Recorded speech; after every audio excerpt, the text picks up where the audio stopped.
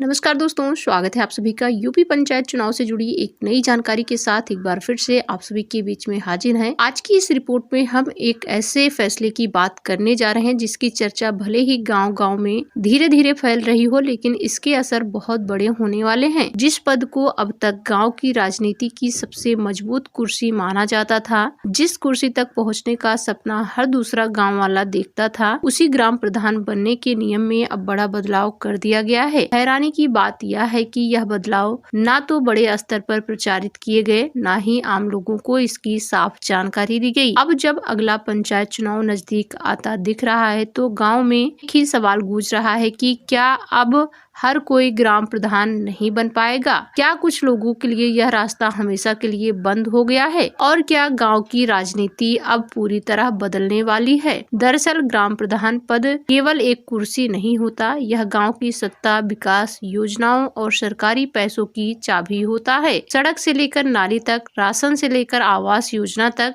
हर चीज का केंद्र ग्राम प्रधान ही होता है। यही वजह है कि दशकों से इस पद को लेकर गाँव में जबरदस्त राजनीति होती रही है, लेकिन अब सरकार का कहना है कि सिस्टम को साफ करने, पारदर्शिता लाने और गलत लोगों को बाहर करने के लिए नियमों में बदलाव जरूरी था। सवाल यह है कि क्या वाकई ऐसा ही है या फिर इसके पीछे कोई और बड़ी रणनीति छिपी हुई है? अगर हम पुराने नियमों की बात करें तो ग्राम प्रधान बनने के लिए शर्तें बेहद सामान्य थी। उम्र तय थी, गाँव का मतदाता होना जरूरी था और कुछ कानूनी औपचारिकताओं को पूरा करना होता था। इसी वजह से गांव का लगभग हर वर्ग इस चुनाव में उतर सकता था। मजदूर, किसान, दुकानदार, पढ़े लिखे और कम पढ़े लिखे सभी के लिए दरवाजे खुले हुए थे। लेकिन नए बदलावों के बाद तस्वीर कुछ और ही नजर आ रही है। अब नियम ज्यादा सख्त हुए हैं, दस्तावेज ज्यादा मांगे जा रहे हैं और कुछ मामलों में तो सीधे अयोग्यता की स्थिति बना दी गई है। सरकार का तर्क है कि पिछले कुछ वर्षों से पंचायत स्तर पर भ्रष्टाचार, फर्जीवाड़े और गलत लाभार्थियों को फायदा पहुंचाने के लिए कई मामले सामने आए हैं। कई जगहों पर यह भी देखा गया कि ग्राम प्रधान खुद फैसला लेने के बजाय किसी और के इशारे पर काम कर रहा था। कहीं पति प्रधान का मामला तो कहीं बाहरी दबंगों का। ऐसे में सरकार का कहना है कि ग्राम प्रधान वही बने जो वास्तव में जिम्मेदारी निभा सके, नियमों को समझ सके और कानून के दायरे में रहकर काम कर सके। लेकिन गांव की हकीकत इससे थोड़ी अलग नजर आती हुई दिख रही है। बहुत से ग्रामीणों का कहना है कि नए नियमों की वजह से अब आम और गरीब वर्ग के लिए चुनाव लड़ना मुश्किल होता जा रहा है। जिन लोगों के पास पूरे कागज नहीं है, जिनके नाम किसी पुराने सरकारी रिकॉर्ड में अटके हुए हैं या जिन पर किसी तरह का विवाद चल रहा है, उनके लिए अब ग्राम प्रधान बनना लगभग नामुमकिन हो सकता है।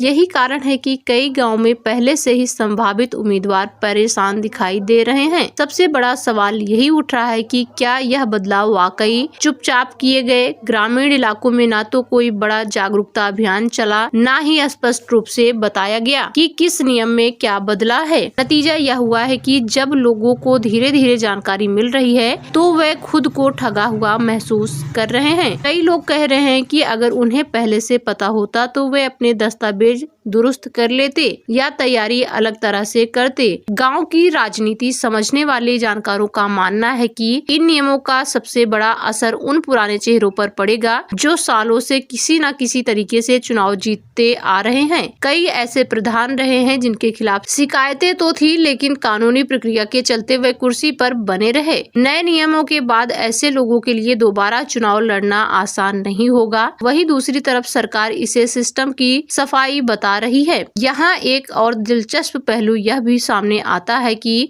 नए नियमों में दस्तावेजों और शपथ पत्रों का खास जोर दिया गया है। उम्मीदवारों को अपनी संपत्ति, आय और कई मामलों में सरकारी बकाया तक का पूरा विवरण देना होगा। अगर किसी तरह की गड़बड़ी पाई गई तो नामांकन रद्द किया जा सकता है। इसका मतलब साफ है कि अब चुनाव सिर्फ गांव में पकड़ और ताकत से नहीं बल्कि कागजों की मजबूती से भी जीता जाएगा। लेकिन सवाल यही है कि क्या इससे गांव की असली समस्याएं हल होंगी? क्या सिर्फ नियम बदलने से ईमानदार नेतृत्व अपने आप आ जाएगा? कई ग्रामीण कहते हैं कि असली समस्या नियमों की नहीं बल्कि उनके सही तरीके से लागू न होने की है। है। अगर पुराने नियमों को ही सख्ती से लागू कर दिया जाता तो भी बहुत कुछ सुधर सकता था। नए नियम कहीं ऐसा ना हो कि ईमानदार लेकिन कमजोर वर्ग के लोग बाहर हो जाएं और ताकतवर लोग फिर भी रास्ता निकाल लें। दोस्तों, अगर आप ऐसे ही जमीनी सच्चाई और बड़े खुलासे वाली खबरें सबसे पहले देखना चाहते हैं तो चैनल को अभी सब्सक्राइब करें, जिससे गांव और पंचायत राजनीति से जुड़ी हर अहम खबर आप तक सीधे पहुंच सके।